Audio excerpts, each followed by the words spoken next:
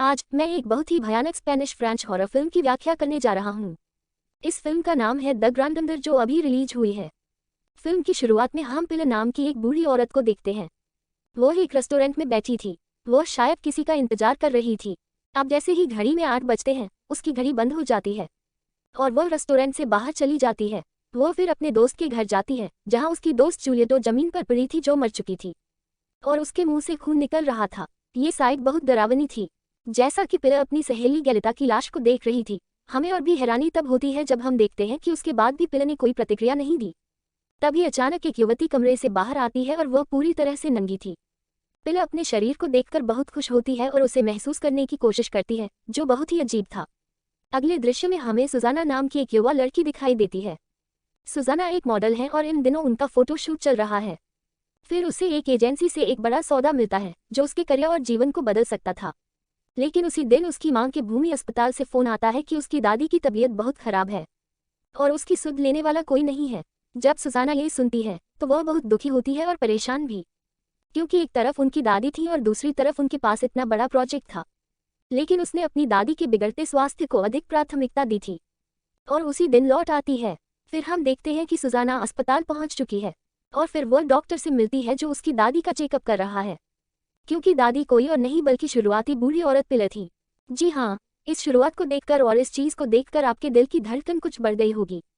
लेकिन इसका सस्पेंस थोड़ी देर में खुलेगा। वो डॉक्टर उसे बताता है कि उसकी दादी को ब्रेन हेमरेज हुआ है। इस वजह से उसकी हालत काफी खराब है। वो एक जीवित लाश की तरह है, इसलिए उसके लिए मर जाना बेहतर है, क्योंकि यहाँ उसकी सुध लेने वाला कोई नहीं है। सुजाना डॉक्टर को बताती है कि उसके माता पिता की बचपन में एक कार दुर्घटना में मृत्यु हो गई थी और तभी से उनकी दादी ने ही उन्हें पाला था, और ऐसे में उसका परित्याग कैसे कर सकते हैं।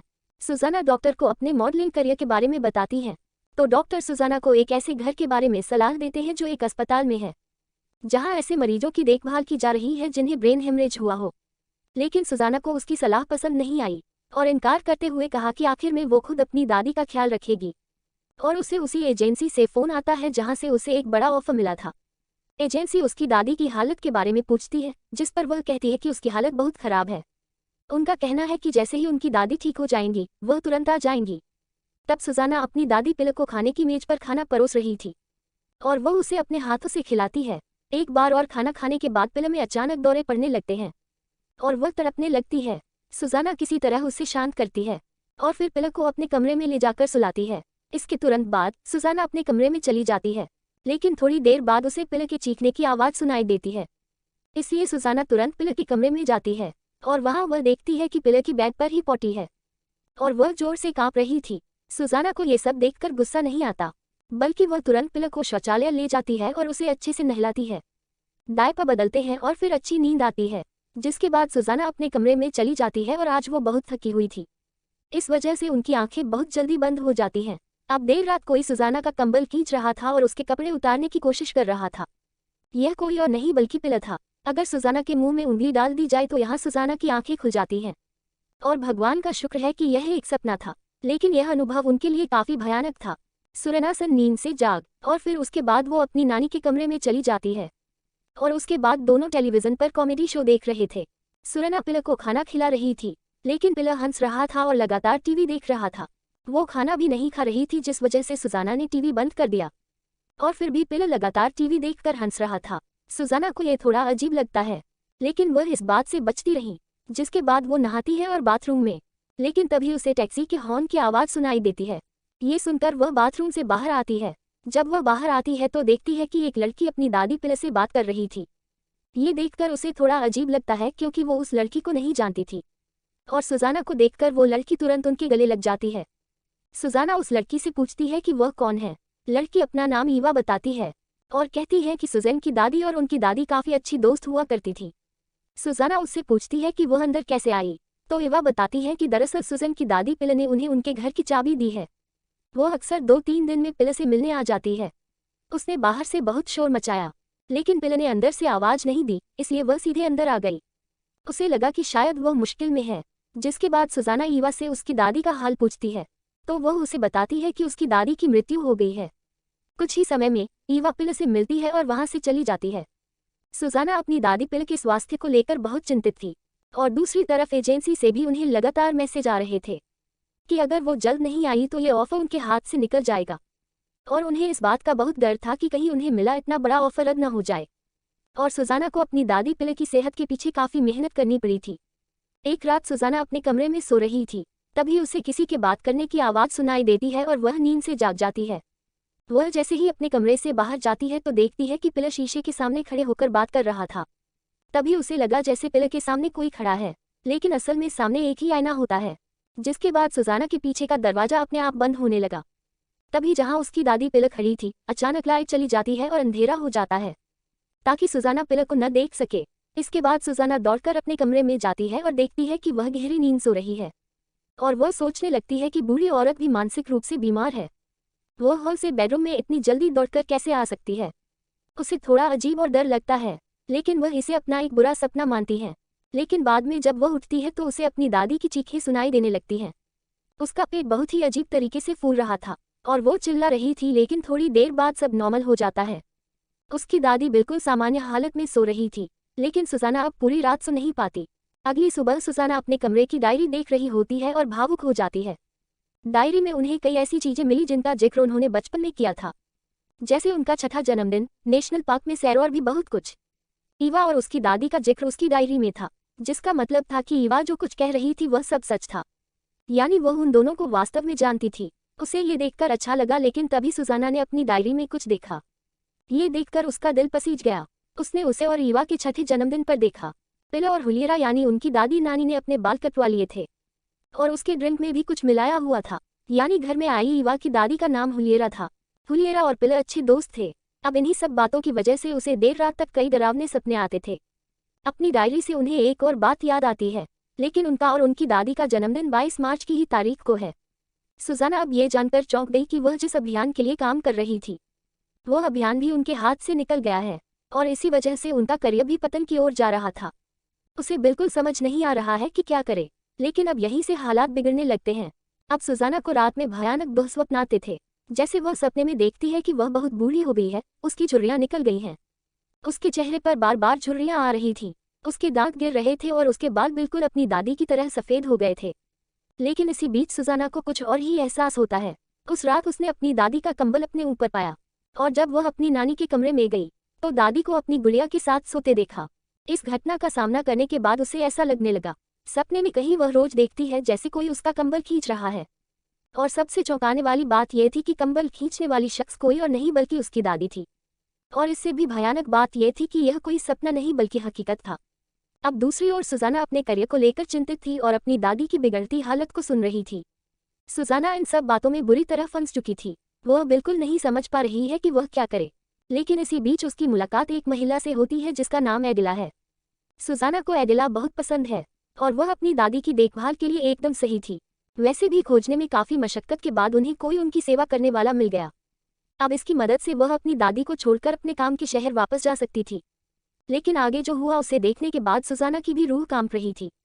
उसने देखा कि उसकी दादी खिड़की से अपने हाथों से कुछ इशारा कर रही है, और तभी एडिला एक सड़क दुर्घटना में घायल हो जाती है, और अपनी दादी के कहने पर एडिला की हालत बिगड़ती जा रही थी और कोई उसकी चीख भी नहीं सुन सकता। इस वजह से कोई उसकी मदद नहीं कर सका। इस हादसे के बाद सुजाना को दो बातें पता चलती हैं। सबसे पहले, उसकी दादी काला जादू करती है, और दूसरी बात, उसकी दादी नहीं चाहती कि उसके बुढ़ापे में सुजाना के अलावा कोई और उसकी देखभाल करे, और वह सुजाना को खुद से दूर नहीं होने देना चाहती थी। सुजाना इससे बहुत डरती थी और अब उसे अपनी दादी से भी डर लगने लगा था। वह इतनी डरी हुई थी कि अपनी दादी के पास जाने से भी डर रही थी। इस बीच वह उसी पुराने घर के बारे में सोचती है जिसके बारे में डॉक्टर ने उसे बताया था, जहां ऐसे मानसिक रूप से बीमार लोगों को रखा जाता था और उनकी देखभाल की जाती थी। सुजाना समझती है कि उसे क्या करना है, और वह अपनी दादी को उसी वृद्धाश्रम में अस्पताल में स्थानांतरित करने का फैसला करती है। सुजाना ने उसी दिन अपनी दादी को उस वृद्धाश्रम अस्पताल में डाल दिया था, और उसके बाद वह अपने दबाव से मुक्त होने वाली थी। अब वह अपने करियर पर ध्यान देने के लिए उस शाम फ्लाइट पकड़ने वाली थी। वह पूरी तरह से तैयार है और अपना भोजन तैयार कर रही है। वो किचन में जाती है और जैसे ही फ्राई पैन में अंडा फोड़ती है तो आश्चर्यजनक रूप से यह काले रंग का होता है और इसमें से आग की लपटें निकलती हैं। लेकिन ये देखकर वह बहुत डर जाती है, जो काले जादू का एक स्पष्ट संकेत था। अब टीवी पर एक खबर आती है जिसमें बताया जाता है कि एक अस्पताल में आग लग गई है, और जो भी वहां मौजूद था सब कुछ जलकर राख हो गया है। और वो कोई और नहीं, वही वृद्धाश्रम था जहां आज सुजाना ने अपनी दादी को रखा था। सुजाना इस खबर को देखकर बहुत परेशान हो जाती है और रोने लगती है, क्योंकि उसे लगता है कि इस हादसे में उसकी दादी की भी मौत हो गई थी। लेकिन तभी उसने नोटिस किया कि उसकी दादी उसके ठीक पीछे कमरे के कोने में बैठी मुस्कुरा रही थी, और उसे देखकर सुजन के होश उड़ जाते हैं। सुजाना के मन में दो विकल्प थे, एक तो उसे यहाँ से भाग जाना चाहिए, और दूसरी बात यह है कि उसे अपनी दादी की देखभाल करनी चाहिए। और जाहिर है सुजाना दूसरे विकल्प को चुनती है। वो वापस नहीं जाती और अपनी दादी को फिर से खाना खिलाना शुरू कर देती है, और ऐसा लग रहा था जैसे सब कुछ वापस सामान्य हो गया हो। शायद अगर सुजाना की दादी की जगह किसी और ने ले ली होती तो सुजाना चली जाती। वो अपनी दादी को कैसे छोड़ सकती थी। लेकिन तभी अचानक पिलक को खाना खाते ही खांसी आने लगती है। वह इधर उधर होने लगती है और सुजाना कमरे से बाहर चली जाती है, और कमरे के अंदर पिलक की भयानक आवाजें आ रही थी। वह बस इन आवाजों के थमने का इंतजार कर रही थी, और आखिरकार कुछ देर बाद आवाजें आना बंद हो गईं। सुजाना कमरे में प्रवेश करती है और उसे पता चलता है कि उसकी दादी अब इस दुनिया में नहीं है। और हैरानी की बात यह है कि आज कोई और दिन नहीं बल्कि 22 मार्च थी। लेकिन आज ही के दिन उनकी दादी का देहांत हुआ था और यह कोई संयोग नहीं है। तब वह अपनी मृत्यु की पुष्टि करती है। इसके बाद वह डॉक्टरों को भी इसकी जानकारी देती है, और डॉक्टरों का कहना है कि उन्हें वहां तक पहुंचने में कम से कम 3-4 घंटे लगेंगे। यहाँ सुजाना अकेली थी और उसके साथ बहुत सारी पैरानॉर्मल घटनाएं होने लगीं। सुजाना अपनी दादी के मृत शरीर से कीड़े निकलते हुए देखती है, लेकिन यह इतनी जल्दी कैसे हो सकता है। तभी पूरे घर की लाइट चली जाती है और पिलक की लाश अंधेरे में कहीं गुम हो जाती है। सुजाना बहुत डरी हुई थी और इधर उधर भाग रही थी। वह घर से बाहर भागना चाहती थी, लेकिन एक अदृश्य आत्मा उसे ऐसा करने की अनुमति नहीं देती। तभी उसे मोमबत्ती दिखाई देती है और उसे मोमबत्ती की लौ उससे बिल्कुल अलग दिखाई देती है। सुजाना डर जाती है और मोमबत्ती को बुझाने की भरसक कोशिश करती है, लेकिन वह दिया बुझता नहीं है। जिसके बाद वह मोमबत्ती को उठाकर बाहर फेंकने चली जाती है।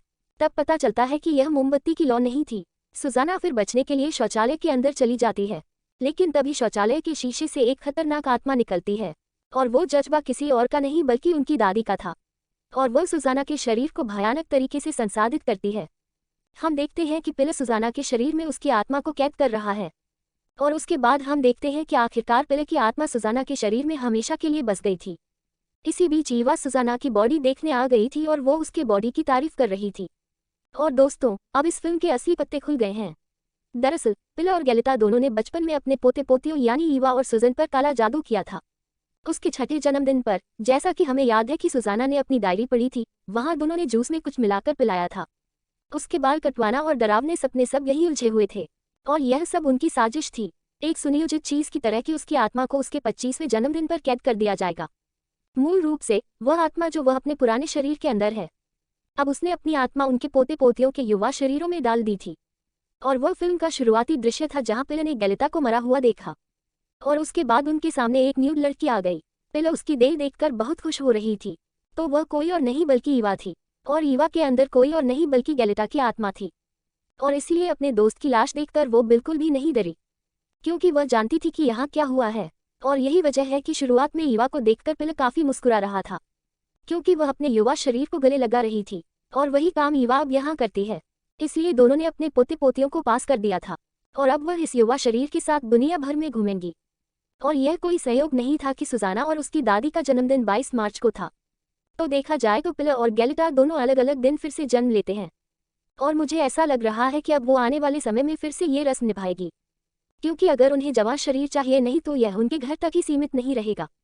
हो सकता है कि आने वाले समय में वे किसी और के साथ भी ऐसा ही करें, और काला जादू करके वह अपनी आत्मा को फिर से किसी और शरीर में डाल देगी। तो मूल रूप से यह चुड़ैल थी जो जादू टोना कर रही थी, और मुझे ये भी लगता है कि उन दोनों ने ही सुजाना और ईवा के माता पिता को मरवा दिया होगा, मानो उसने एडेला को मार डाला हो, क्योंकि वह एक्सीडेंट सीन उन चीजों का बिल्कुल संदर्भ देता है। और इसी के साथ फिल्म यही खत्म हो जाती है। तो दोस्तों, ये थी दादी फिल्म की कहानी। उम्मीद है आपको ये फिल्म पसंद आई होगी। अगर आपको व्याख्या पसंद आई हो, कृपया सब्सक्राइब करें और अपने दोस्तों के साथ साझा करें। देखने के लिए धन्यवाद।